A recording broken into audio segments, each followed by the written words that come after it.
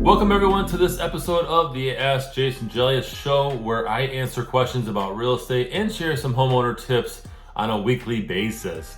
For those of you new to the show, welcome, as well as those who are loyal to the show. I really appreciate you coming back for more advice and info.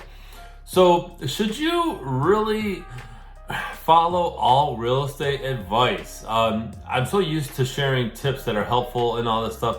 But in this episode, I will be sharing with you real estate tips that you should actually avoid. There are tips out there that are just not great, and you should not really follow this advice. So the first one is spring is the best time to sell. There's this myth that spring is the best time to sell. And I can tell you that it's not always the best time to sell, especially depending on the market. If it's a buyer's market, it really doesn't matter if it's spring, summer, or fall, because buyers are going to have the advantage. So spring is not always the best time to sell. And by the way, the best time to sell a home is when it's right for you and your situation. Next one is for sale by owner or selling by owner saves you money. It really doesn't. There's a statistic out there based on research that states that homes sold directly by the homeowner tend to sell for less than having an agent represent them. So if you're selling a home for less, you're really not saving money, because you're probably selling it for way less compared to what you could have sold it for, even with the commission fees that you would pay a real estate agent. So for sale by owners, don't really save more money. Next one is you must renovate the kitchen, right, the heart of the home, to attract buyers. Yes, a renovation will help, but you shouldn't always spend the money on renovating a kitchen, because you're probably not going to get that money back right away. It's a long-term investment. So renovating a kitchen to attract buyers really isn't the best idea. Next one is if you don't want to make repairs, just lower your price. Why?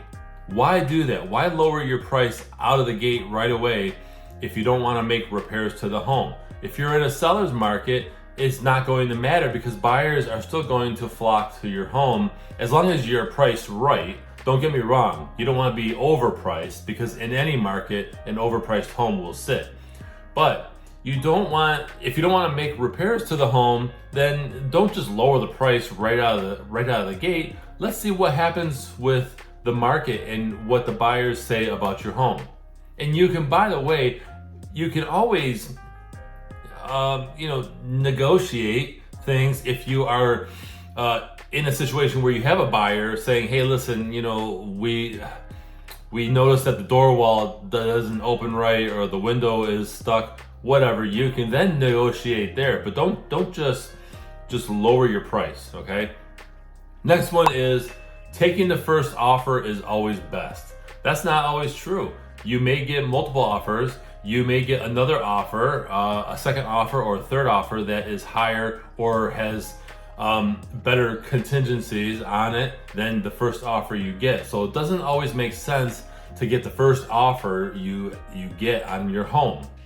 Next one is, this one. Open houses sell homes.